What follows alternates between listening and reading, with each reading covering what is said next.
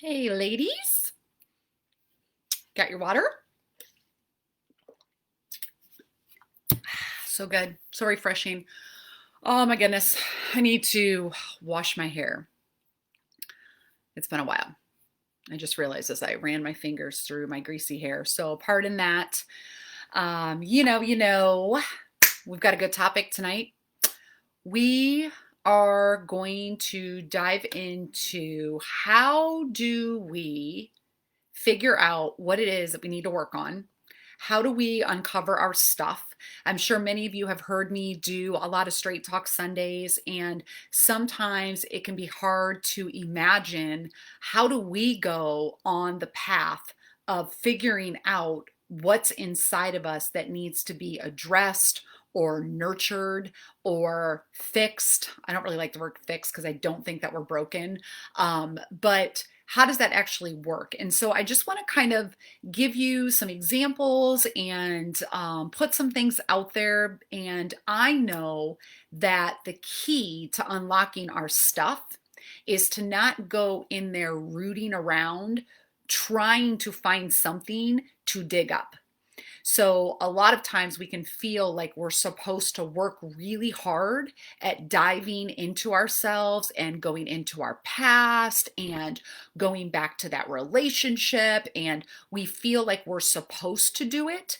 And so we might get a self-help book or we might do, some counseling, which can all be beneficial.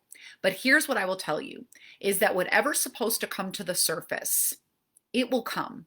It will be sifted out. I really believe that God, part of our plan is that He takes us through, well, He gets us through the gunk, the murk, the stuff that's really, really hard. But then anything that we need to go back and tend to, we're going to notice that those things pop up for us. Okay. So I'm going to give you example about my popping up. My thing that always popped up was rejection. Like it just always seemed to pop up. It always kind of rubbed me. I always kind of felt like I was being rejected in a lot of different situations. I felt like that in my marriage. I felt like that in friendships. I felt like that in previous relationships.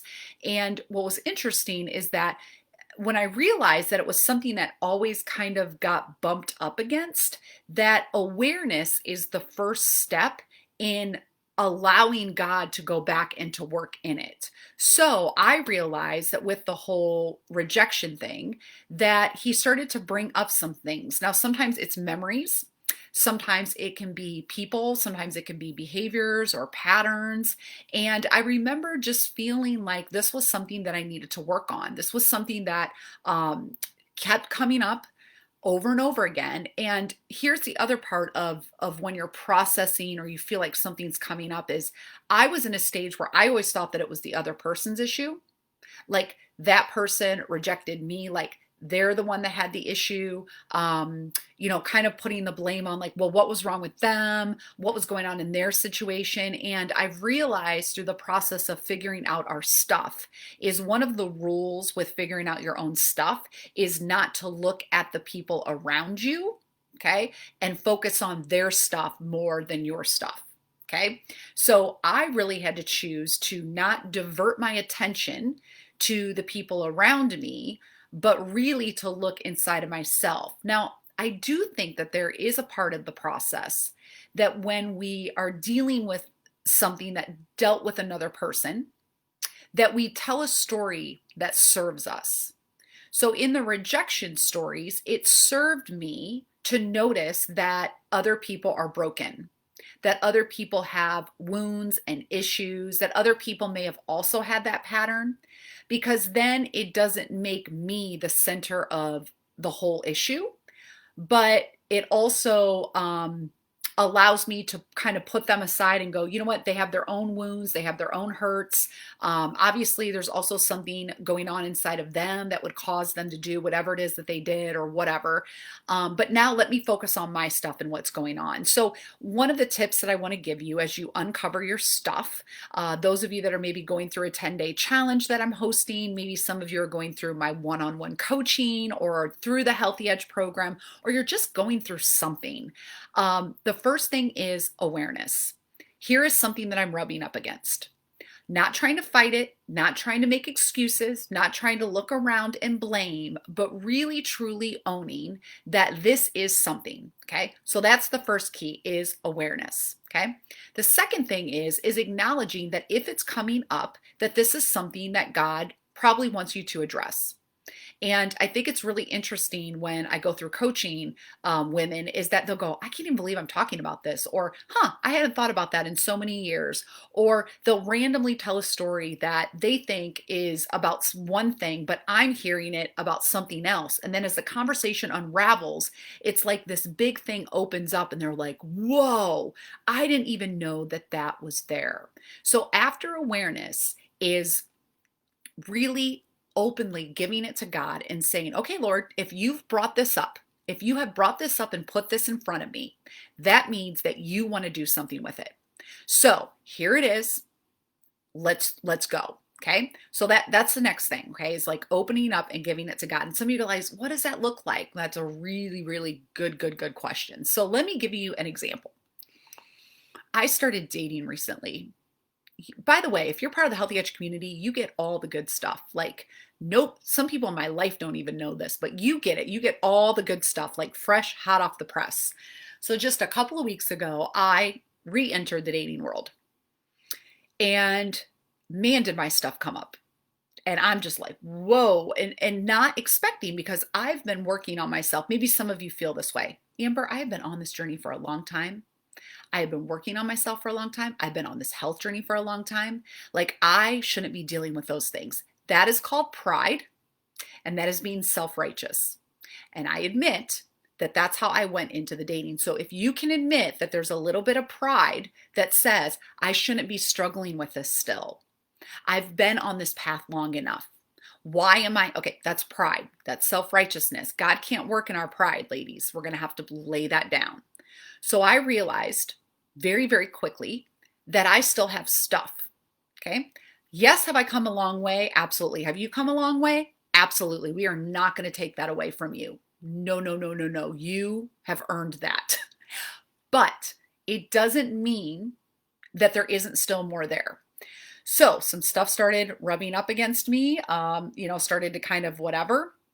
And I remember kind of trying to go into fix it mode or blame mode, like, oh, well, maybe that's not me. Maybe that's just this person. And then I'm like, nope, nope, nope, nope. I am very aware that I'm feeling triggered right now, that I'm feeling whether it was fearful or not really rejected because things haven't really gone that far for that to be, but just like the needing of validation. That was a big one. The needing of validation, needing my words or my shares to be validated, wanting somebody to kind of validate me, like really approval, validate, but mostly validation is what I was thinking. I was like, wow, that is so interesting. This person doesn't even know me.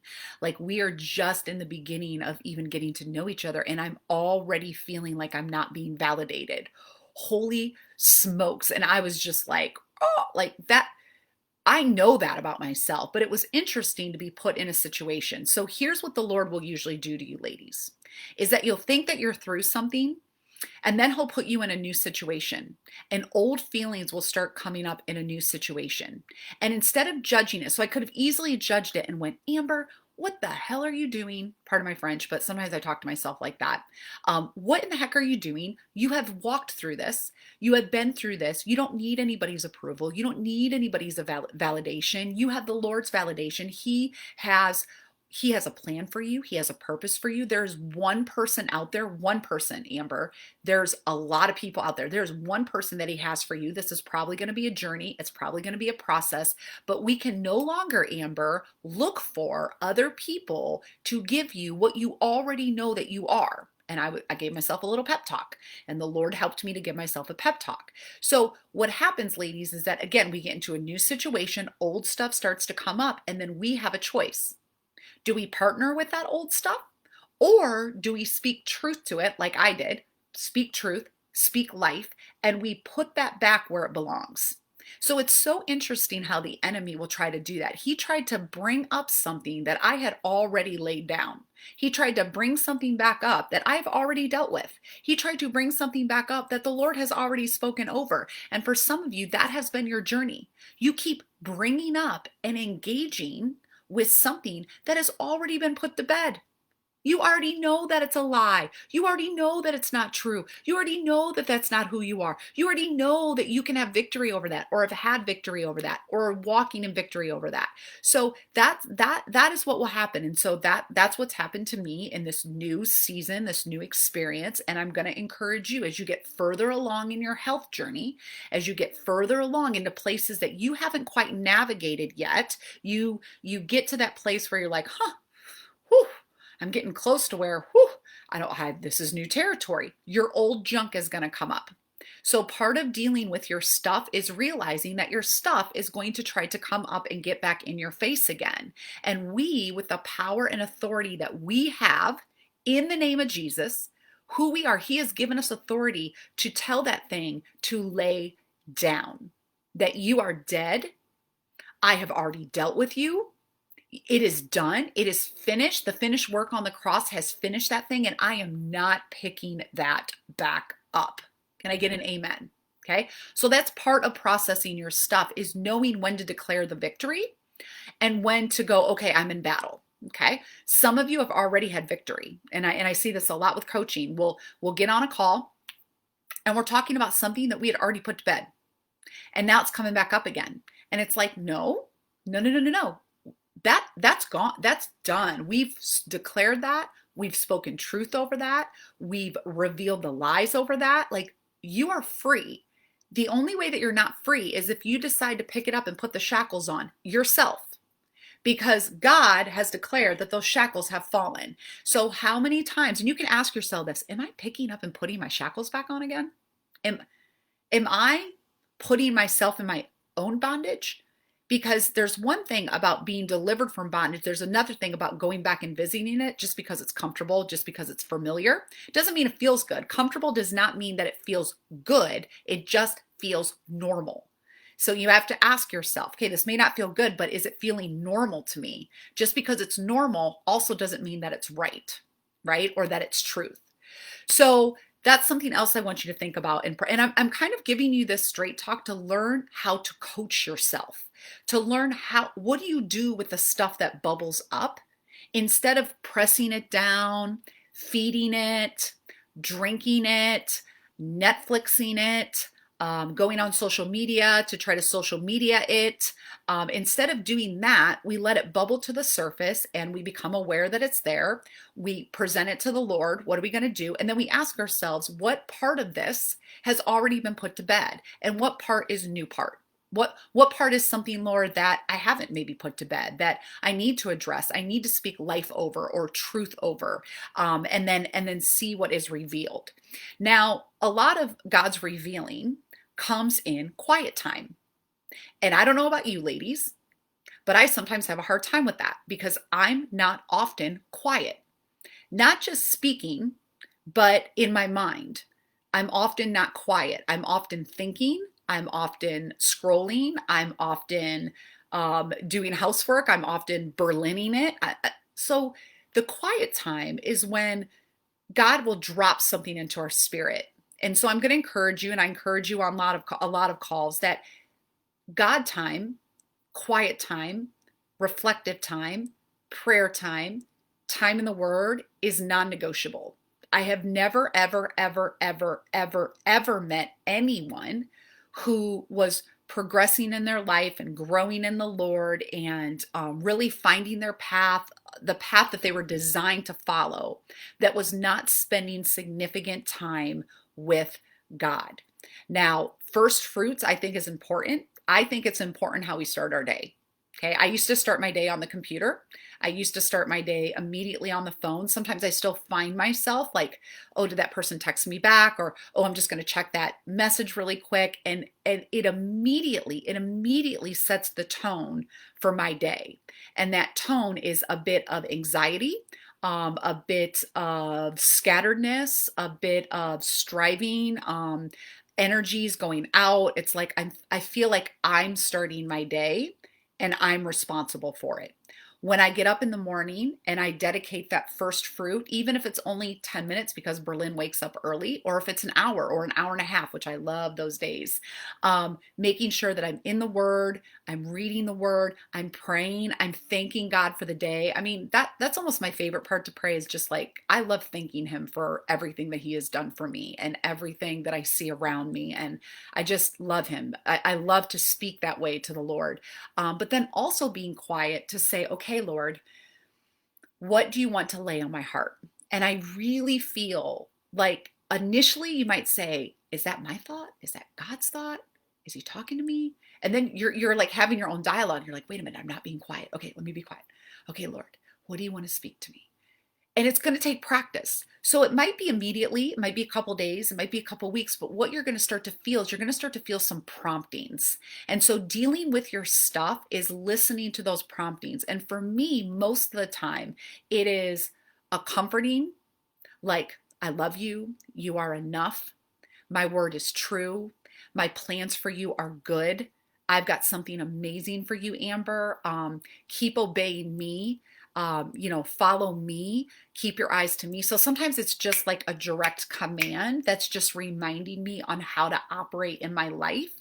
And then sometimes it's an idea, or sometimes it's telling me to let go of something, that I can put that down because it's not really part of what's going on right now in my life. And it's hard, every time is different and it's going to be different for you. But in order to deal with our stuff, I really feel that we have to learn how to not only present it to the Lord, but to also listen to then what he wants us to do with it. Now, the other interesting thing about God, what I have found is that he seems to work in everything. So if I'm struggling with I'm not struggling with the dating thing, but let's just say the dating thing. It's so crazy because, in my opinion, I'm like, oh, maybe I didn't do what the Lord wanted me to do. Like, I messed this up. I go right into legalism. Does anybody go into legalism when things aren't going like right, or you make a mistake and you're like, oh, totally messed that up? You think God's going to like punish you, or, oh, this isn't going to be blessed, or, oh, I'm screwed, or, oh, here comes the spanking, or whatever. I kind of went to that place. I'm like, oh, maybe because I made that decision, like he's like, but what's so interesting is I've already had two fall throughs, meaning like two new dudes, potentials that fell through. And I'm just like, oh, maybe I rushed into this. This is what the enemy's telling me. You rushed into this. You're not healed. You aren't ready for this. You're too much. You're going to get your heart broken. You're going to break their heart. Blah, blah, blah, blah, blah, blah, blah. But now I'm a little bit removed from not that removed, but enough that the Lord has already showed me. The first person was Brian. Like, this is how good God is. And he's like, see how easy that was, Amber? Do you see how easy it was to fall right back into the old? Right back into that pattern? Right back into all you've ever known, but nothing that you want? He goes, do you see how attractive that felt? Because it was familiar. And I'm like, you're right. And he slammed the door on that one. Like, we didn't even get to a meeting. Didn't even get to a meeting. Okay. And I was like, whoa, you are so right. So the enemy's like, see, you're stupid. You're going to fall right back and you're going to be right back to where you were with Brian. And I'm like, no, no, no, no, no. The Lord just showed me that's what it feels like. That's what familiar feels like. And that's not what we're going for. So I was like, okay, Lord, yay, I will take that. Enemy, shut up.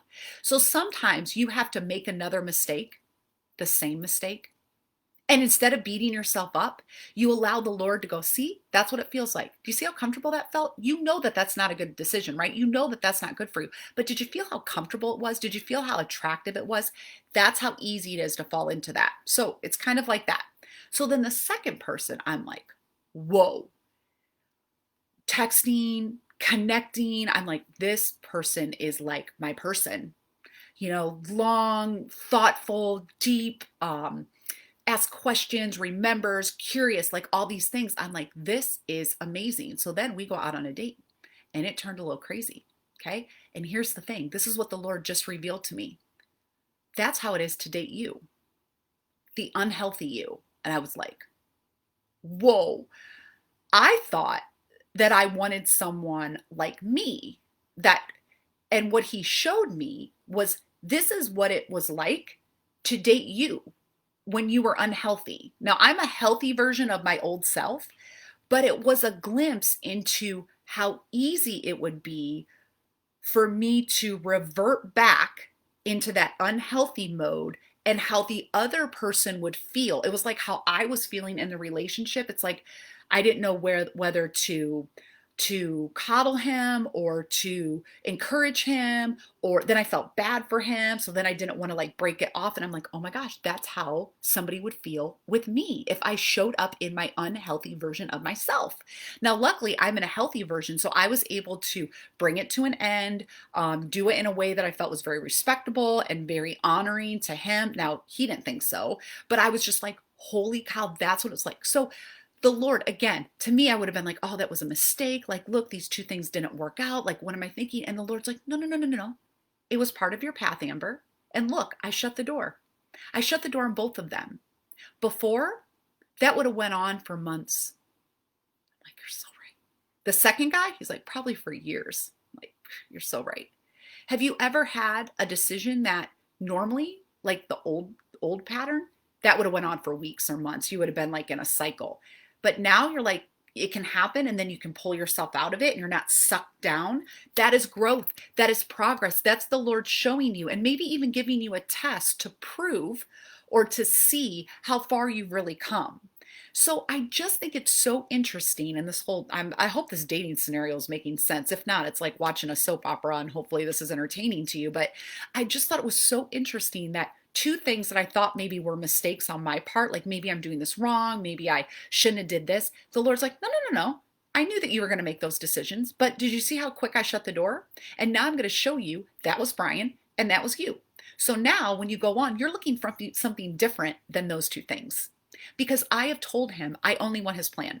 So if this is someone that does not look the way that I would typically choose, or somebody that has whatever, like I'm open, Lord. You do something different in me. And how great would it be if we could get that way in our health? Lord, do something different in me. I don't want to do the old way because the old way feels like bondage and the old way hasn't gotten me to freedom and the old way isn't my path to peace. So I need you to do something completely different. And what if you opened your hands and you let go of what you think it needs to look like and you let go of other people's ideas and other people's plans and what you see over here and what you heard over there? What if you stand with open hands and say, I want something completely new? Completely new, Lord. You show me what that is. And I guarantee that things will start to fall into place. So here's what's happened for me, because I've been praying this, like open hands, Lord. I am holding loosely everything I have. I'm not going to hold on tight to anything. I'm not going to hold on tight to where I'm living. I'm not going to hold on tight to what this person's going to look like. I'm not going to hold on tight to what Berlin schooling looks like. I'm not going to hold on tight to what my job looks like and what you have called me to. If you want to take me someplace new, take me. And then all of a sudden, ladies, with that prayer that does match the desire of my heart, and I've asked the Lord to change my heart to really have me loosely hold on, all these opportunities have opened up. Opportunities to live, opportunities to date. I've got this prospect that is not like anything I've ever experienced. I'm like, okay, all right, this is new. This is new. A job opportunity. Not that I'm leaving you guys, not leaving you guys, but like, oh, that's new. Okay, I'm going to try that. And having the courage to know I asked God for it. So if something new comes my way, instead of rejecting it or having fear or thinking that can't be it because it doesn't feel right, I say, Lord, I asked you for something new and this is something new. So what if that's how you approach your God? I asked you for something new and now I'm feeling like I want to do, this. I don't really want to eat after dinner. Like I'm feeling like that's what you're calling me to. But usually I do. Like that's my habit. Like that's what I do. I do this and then I do that. And the Lord's like, no, and I'm going to meet you in that place. Now that's like a very superficial thing. Maybe it's a way that you work out. Maybe it's training for something. Maybe it's a girlfriend calls you up and asks you if you want to train for I don't know, a sprint triathlon, or I don't know, or take up spin class, or just something that you're like, but I would never do that. Be like, but you asked God for something new. So why not? Right? I remember asking God for new friends. I was like, okay, Lord, I need a new circle of friends. And when people started coming in, like these were not people that I had been friends with before, that type of people that had been friends with before. These were new. It felt new. It felt different. It felt awkward. But then it ended up being so good. It ended up being better than anything that I'd ever had before. So it's like, Lord, you are doing a new thing. And if I open up my hands loosely and I ask for it, you are going to give me what it is that I need. So when you figure out your stuff, ladies, okay, when you figure out your stuff, it's there's a freedom in that. Like I know that I tend to eat in the evenings when I'm lonely. I know that that's a trigger. Well, now since I've been dating online, I'm not lonely in the evenings because I'm checking my match my match account or I'm texting the gentleman that I'm getting to know. So I have not literally for the last week and a half haven't even thought about food after dinner. I mean, I'll even be hungry. It'll be 9:30 and I'm like getting ready to lay down. I'm like, man, like I'm hungry. And it's like, oh, well, I ate dinner at 5. But it's so what God is showing me is, Amber, see, do you see how powerful loneliness is for you? And sure, this app is fulfilling, or this text message with this person is fulfilling that loneliness, but I am always there for you when you are lonely. You can come to me anytime. It doesn't have, I'm not on your phone. I'm not on that, I'm right here. So I will meet you in that place of loneliness that I've already showed to you is a trigger that the enemy uses to start to pour in some habits that don't serve you. I've already revealed that to you. And now in this process, I'm just seeing how true that is. So when the season goes away and I feel lonely again because I'm not whatever, or I get rejected or whatever, I can go, okay, Lord, so this is where I need to come to you because I want to go to food right now. And I know that my trigger is loneliness. So if I'm lonely, I either need to call a friend, right? First, I need to pray and I need to come to God, but I need to call a friend. I need to get into the word. I need to go out and be in nature. I need to spend time with my baby girl. Like I need to do something because I know that that's a trigger. So that's just a little example. So I hope this straight talk just kind of gave you some ideas of, again, how to coach yourself. And I would love to give you guys like, here's the 5 steps. But I have walked hundreds of women one-on-one through coaching. And it is not a step by step. It is like a step here, a step here. Oh, we're going to go back to this step. Oh, we're going to skip to this step. I have never seen the process just unfold, but these are principles. These are principles that I think do interweave our journeys. And I wanted to share them with you, even though they might happen kind of jumbled. They might happen, these two happen, and then they happen over again. So it might not be how I laid it out, that it gives you some confidence that the messiness that you feel, who feels messy? I feel like my process is always messy, but it's only till after I walk a little ways that I look back that I see things lining up. And that's what I'm going to declare over your journey, is that it feels messy when you're in it. But when you look back, the Lord will start to line it up and he'll start to order it, just like he did with these 2 dudes. We'll call them dudes. I want to be respectful. These 2 gentlemen, although they both weren't really gentlemen, these two boys, is that he looked back and what I thought was a big old mess, like, oh, I'm making a mess, Lord, I'm making a mess. I don't want to make a mess. He looked back and goes, no, let me tidy it up. Here's here and here's here. Do you see that? Do you see those lessons? Do you see what I showed you? Great. Now don't look back. Don't look back and keep going. And I'm just like, oh God, you're so good. So that's my prayer to you, is that if you look back on your mess as you walk through the process, you will start to see the Lord lining that up and making it make sense. And the pieces that don't make sense means that you don't need that piece. Or maybe he'll give it to you later. But his timing is always perfect. He's always good. He's sovereign. He's the master of all things. And he is truly the great I am, ladies. He is everything that we could ever possibly need. So don't give up the process. Don't give up the process of allowing God to expose what needs to be exposed so that you can live the life that He's created you to live.